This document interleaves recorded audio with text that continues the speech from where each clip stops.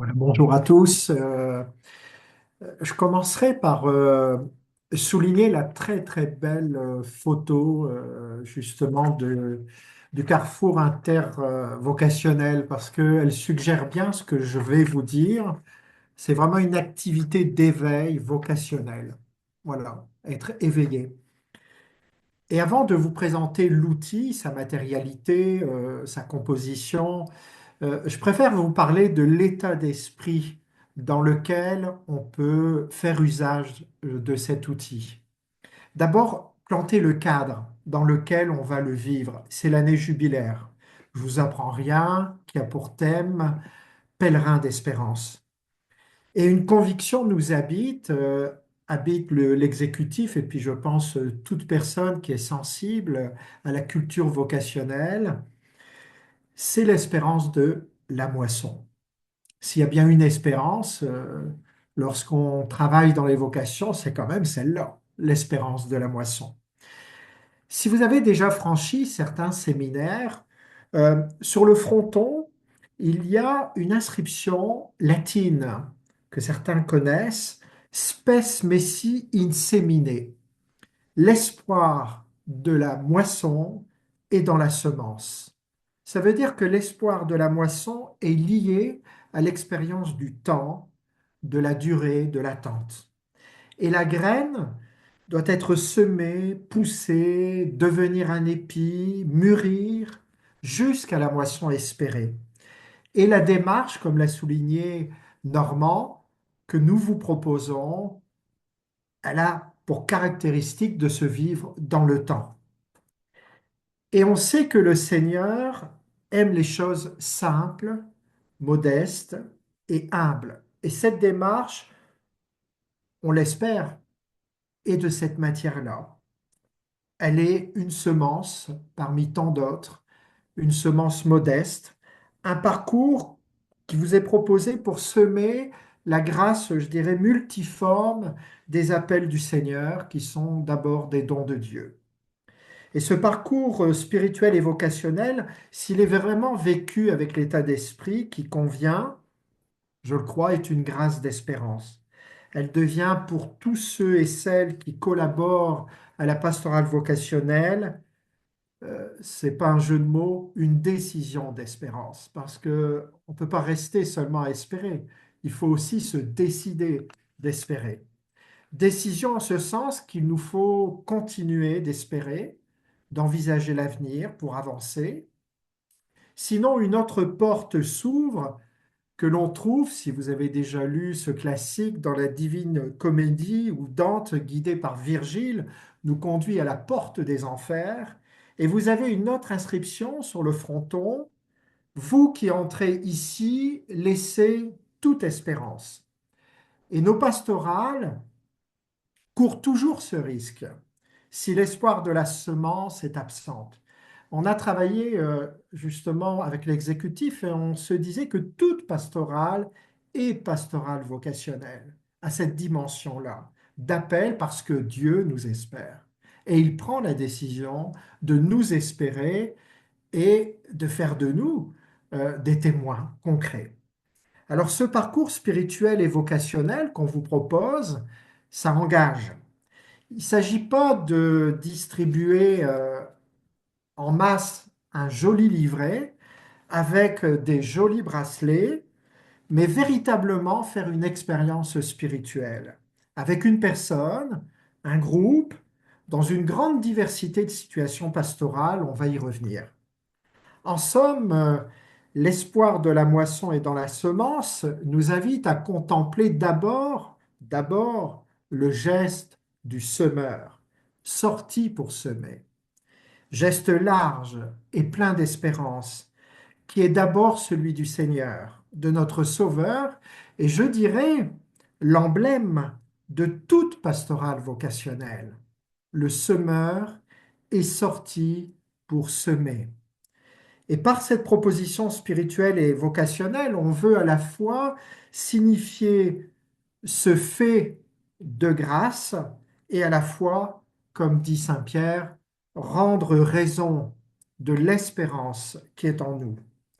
Alors, on pourrait développer l'état d'esprit de cette proposition spirituelle et vocationnelle que nous vous proposons en nous laissant, par exemple, réentendre ou raisonner la constitution pastorale du Concile Vatican II sur l'Église dans le monde de ce temps, Gaudium et Spes, que vous connaissez, les joies, les espoirs, les tristesses, les angoisses des hommes, je dirais bien sûr des femmes de notre temps, des pauvres surtout et des affligés en tout genre, sont aussi les joies, les espoirs, les tristesses, les angoisses des disciples du Christ, et il n'est rien de vraiment humain qui ne trouve résonance dans leur cœur. Je pense que la culture vocationnelle prend s'enracine dans ce que nous dit le Concile et se met dans un monde inquiet, désorienté, désenchanté, dont l'avenir est parfois gris, terne. C'est prophétique. C'est bien là qu'il nous faut tenir l'espérance dans ce que j'appelle, moi, les périphéries d'inquiétude. Et toutes les propositions de l'Église, petites ou grandes, sont en ce sens des pépites d'espérance, gracieuses, et qui ont vraiment une puissance de vie, parfois au cœur du chaos. Ce soir, je vais commencer la tournée dans tout le diocèse de Bécomo, j'en ai pour 3-4 jours, pour présenter justement cet outil. C'est très modeste, mais c'est prophétique de parler justement de l'espérance, de l'appel du Seigneur. Et je terminerai par un petit détour théologique pour vous citer cette parole de Paul aux Corinthiens. Je pense que ça nous fait beaucoup de bien dans la pastorale vocationnelle, qui est souvent difficile, je vous apprends rien, ardue. Paul disait au chapitre 15 de sa première lettre aux Corinthiens, ce qui a été semé sans honneur ressuscite dans la gloire. Ce qui a été semé faible ressuscite dans la puissance. Ce qui est semé corps physique ressuscite corps spirituel. Car il existe aussi, dit Paul, un corps spirituel. Et c'est celui-là qu'on veut toucher. N'est-ce pas la dimension spirituelle que l'on veut rejoindre dans chacune des personnes à qui nous proposerons de vivre cette démarche, ce parcours spirituel et vocationnel pour dire oui au Seigneur. On a vécu la semaine dernière, normalement le rappeler, le retour au Père du pape François. Il citait dans un document ancien pour la 39e journée mondiale de la jeunesse le prophète Isaïe. Le Seigneur est le Dieu éternel. Il crée jusqu'aux extrémités de la terre. Il ne se fatigue pas, ne se lasse pas. Son intelligence est insondable. Il rend des forces à l'homme fatigué. Il augmente la vigueur de celui qui est faible. Les garçons se fatiguent, se lassent, et les jeunes gens ne cessent de trébucher. Mais ceux qui mettent leur espérance dans le Seigneur trouvent des forces nouvelles. Ils déploient comme des aigles, des ailes d'aigle. Ils courent sans se lasser. Ils marchent sans se fatiguer. Vous voyez, c'est vraiment cette espérance-là que l'on veut proposer à travers ce parcours. Euh, une espérance est comme un voile, comme une voile de bateau qui fait avancer dans le dynamisme de l'esprit sans jamais nous fatiguer d'espérer et de semer. Alors, je vous dirai pour conclure ce préliminaire rapide, avant de vous présenter le document, comme Pierre, il nous faut franchir une autre porte. Vous vous souvenez, la belle porte de l'espérance lorsque Pierre et Jean ont rencontré cet homme infirme. De l'argent, de l'or, je n'en ai pas, mais ce que j'ai, je te le donne. Au nom du Christ, marche. Et celui-ci marcha, fut debout, entra dans le temple. L'Évangile nous dit, l'Écriture nous dit, gambadant et louant Dieu. Alors espérons, en tout cas c'est mon espérance, que nous ferons de même. Le livret maintenant, est-ce que on peut le voir sur l'écran? Oui, je l'amène et je vais le mettre aussi disponible dans le chat dans le clavardage. Voilà. Ça va être assez rapide et puis ensuite on va répondre à vos questions. Alors, Vous pourrez l'imprimer en couleur ou en noir et blanc, peu importe. Vous voyez, année jubilaire, livret du pèlerin, parce on se met dans cet état d'esprit-là. Et on a intitulé ce livret Parcours spirituel et vocationnel, avec une parole de notre pape François, dire oui au Seigneur, c'est dans son dernier message pour la journée mondiale de prière pour les vocations. On continue. La première page. Voilà, la première page, c'est entrer dans le parcours. Donc, avec un groupe, avec une personne, parce que vous allez voir, c'est très très large, la cible ou la clientèle, entre guillemets, de cette proposition spirituelle. Ça peut se faire à la maison, ça peut se faire dans une église, le lieu, peu importe, hein. Ce qu'il faut, c'est des personnes. On commencerait par le signe de croix, qui est pour nous la porte de l'espérance. Comme vous le voyez, par ce signe, tu es invité à reconnaître la joie de ton baptême. En marchant comme pèlerin, offre tes joies et tes espoirs. Vous retrouvez Gaudium Espèce. Confie au Seigneur ton appel et ton désir de le suivre. Voilà, donc ce qui nous paraît important, c'est d'abord de soigner, on va dire, l'entrée dans ce parcours. Les premières étapes sont vraiment importantes, qui est une belle proximité humaine. À travers, vous allez voir des gestes très traditionnels au niveau du pèlerinage. Donc, le signe de croix. On propose ensuite la prière du jubilé que l'on peut réciter, dire ensemble, et qui nous met en communion avec tout cet événement planétaire. Il est rappelé, parce que ça nous a paru important, de parler de la grâce du jubilé, comment l'obtenir, si évidemment des personnes veulent aller plus loin, avoir un désir de se convertir, prendre un temps de prière, le Notre Père, le Credo, la vocation à Marie, Mère de Dieu, vivre le sacrement du pardon, assister à l'Eucharistie, prier aux intentions du Saint-Père.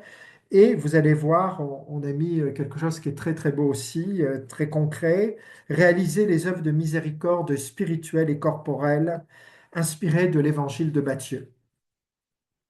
Au cœur du livret du pèlerin, on a sélectionné trois textes. Je ne vais pas vous les lire, mais vous donner les titres. Le premier choix, un texte de Romain, Saint Paul aux Romains, l'espérance ne déçoit pas, et toujours avec une petite méditation du pape François. Le deuxième choix, l'espérance et la vocation, selon Saint Jean. Il y a deux textes, oui, il y en avait trois, mais on en a enlevé un pour la pagination. Alors le deuxième texte, évidemment, c'est l'appel des disciples, et ça permet avec les personnes de pouvoir s'enraciner dans la parole de Dieu, de laisser entendre une autre voix, et puis à travers la méditation de pouvoir partager tout simplement. Ensuite, on propose à la page 6 un temps d'intériorisation et de prière personnelle.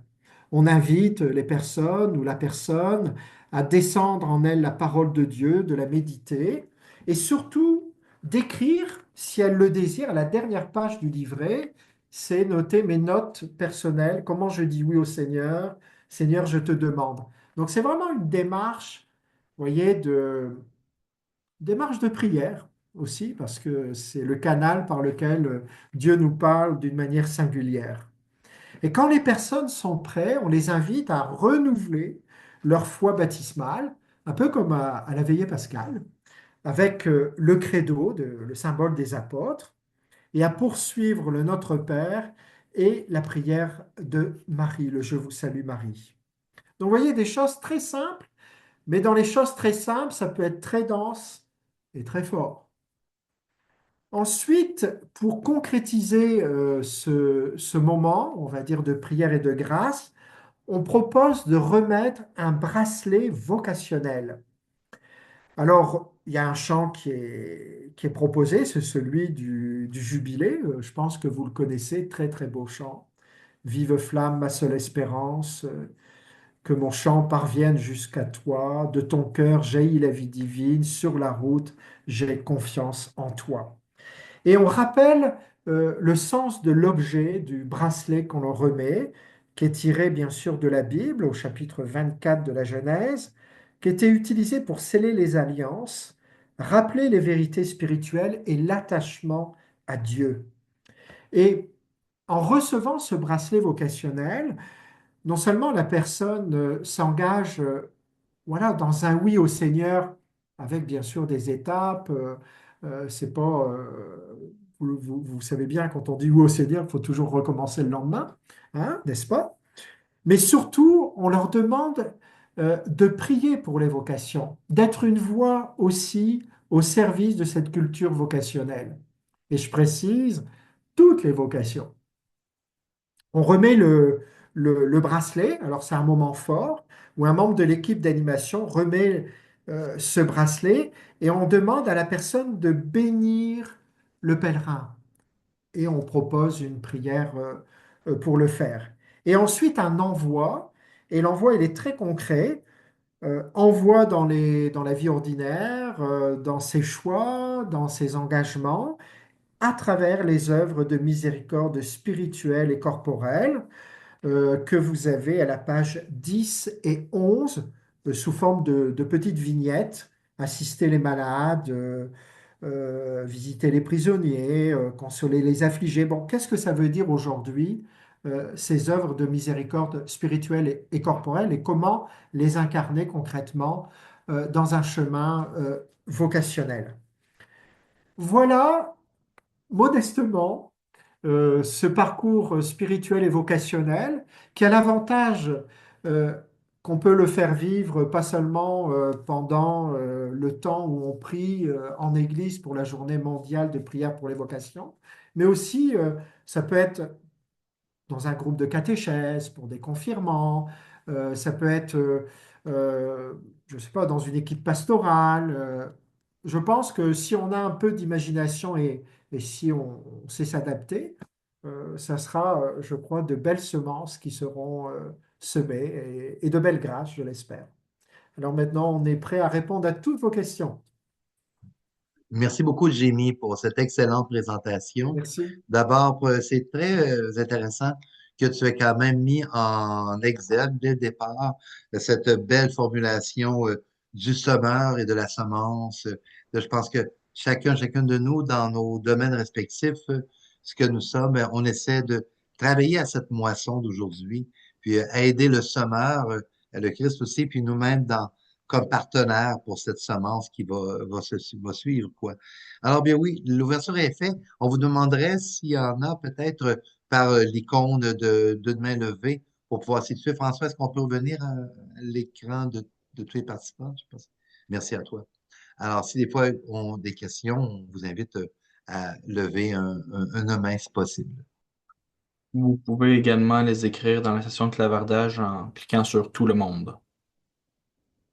Alors, on peut se donner peut-être une réaction d'à peu près un 5 à 10 minutes, réaction, commentaire, intuition face à cette étape, parce que vous venez de recevoir. Moi, je commence par une question que je dirais tout de suite à Jamie.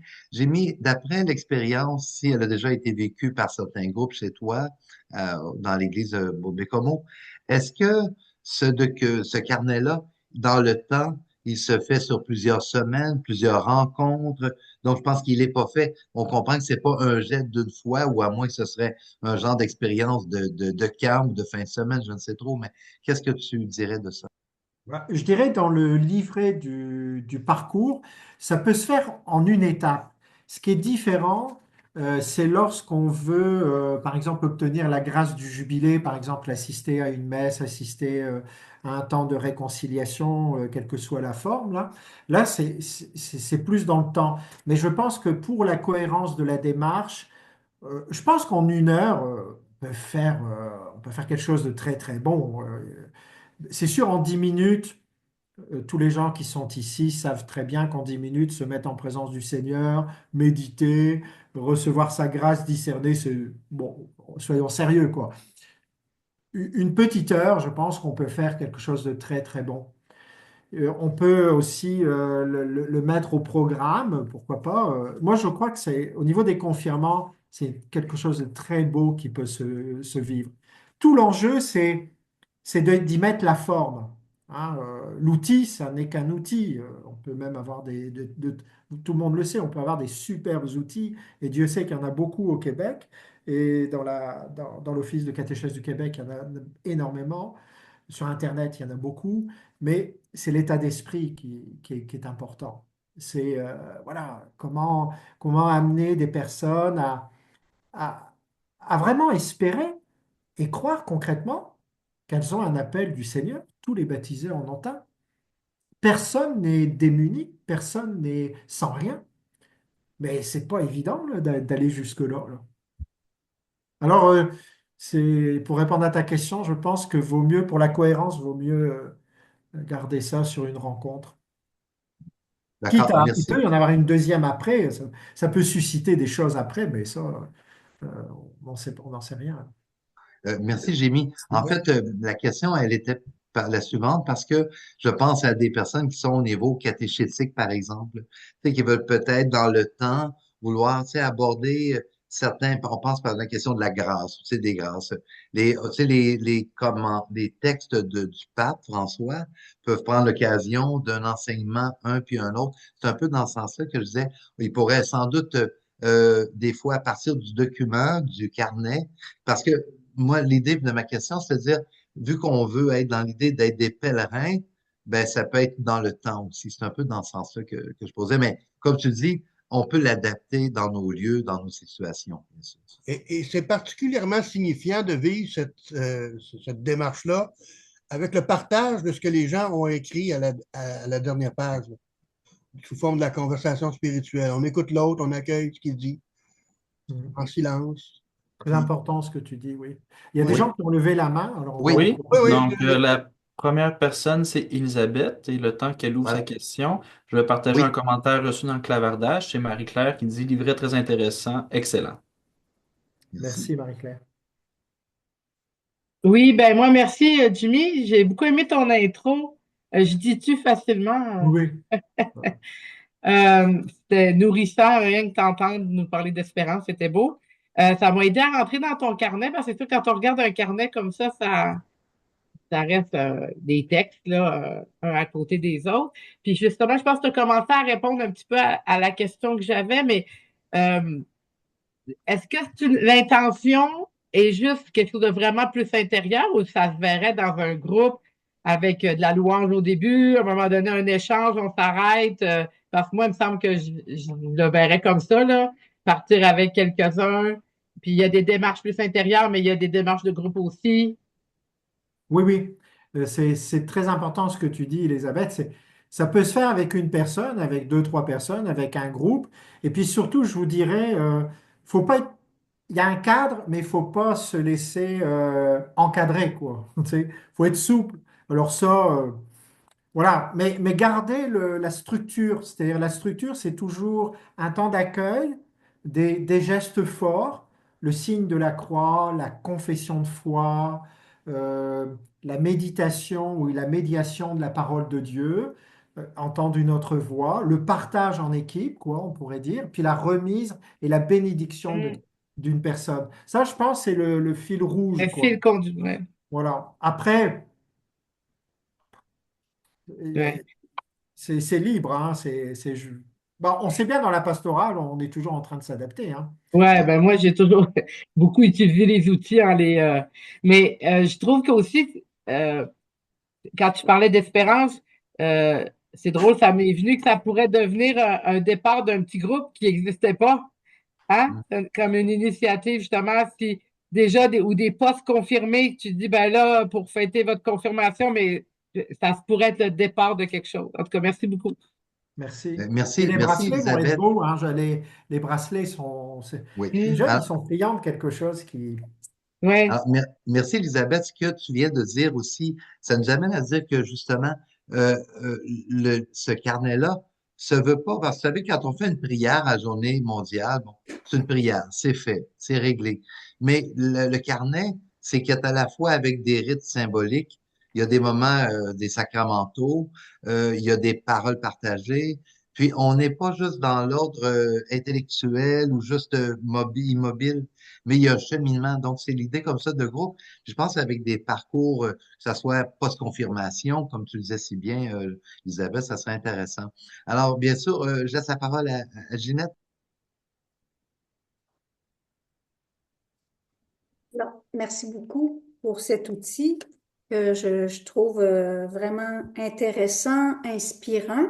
Je trouve, entre autres, très riche qu'on y retrouve des liens avec je vais dire ça comme ça, la tradition de l'Église, là. Soit le lien que tu as fait avec Gaudium et Spes, puis aussi le lien avec les œuvres de miséricorde. Ça fait partie du patrimoine de notre héritage, là, comme Église. Puis, je trouve ça intéressant. Il y a un beau moyen, très simple, mais très concret, pour que des jeunes et des moins jeunes, d'ailleurs, là, puissent se familiariser un peu avec cet héritage-là, puis l'intégrer là, dans leur vie. Moi, je trouve ça très, très pratique. J'ai une question, je vais finir par la petite question pratique, mais moi, déjà dans notre diocèse, là, je pense aussi au groupe de JMJistes qui sont déjà en route là, pour quelques-uns vers Séoul, puis même après la dernière journée mondiale de la jeunesse, là. Alors, il y a des jeunes qui ont continué à cheminer ou qui se préparent déjà. Puis, je pense que ça pourrait très bien s'intégrer dans leur démarche de préparation. Je vois aussi comme il y a deux paroles de Dieu de suggérer, pour moi, ça pourrait facilement faire l'objet d'au moins deux rencontres. Puis, tu sais, de revisiter deux fois, trois fois, par exemple, les œuvres de miséricorde. Une fois, ça peut être davantage une qui m'interpelle et que j'ai le goût d'essayer de mettre en pratique. Puis une autre fois, ça sera une autre. Fait que je pense qu'il y a du matériel pour plus qu'une rencontre, là, à mon avis. La question très pratico-pratique, c'est les bracelets. Est-ce que on aura Oui, ben, on va y revenir, Ginette, dans quelques instants. C'est l'autre OK. point, c'est important, tu as raison. On vous laisse pas dans le vide, là. On va en parler dans quelques minutes, mais ce que tu viens de dire, Ginette, c'est très pertinent parce que je pense à Daniel, à Saint-Jean-Longueuil, Daniel qui nous disait, ben, je pense que cet outil-là peut s'adresser aussi à la pastorale familiale, à bien d'autres. Tu sais, je me dis, même une famille peut prendre ce carnet-là, puis faire un bout de chemin dans une activité, un moment de famille, puis de s'approprier cet outil-là parce que je me dis, on sait que la CECC ou ici dans notre église de la ECQ, on a des outils pour le jubilé, mais la prétention de la RDPV puis avec le Carrefour, c'est d'avoir un outil qui est pas non plus laborieux, qui est pas non plus trop dirigé, mais qui laisse la porte ouverte à ce que chacun puisse aussi l'aménager, l'adapter. Alors, c'est ça. Dernier petit point, peut-être je fais le lien aussi avec les maisonnées. On a dans le diocèse aussi les maisonnées thématiques.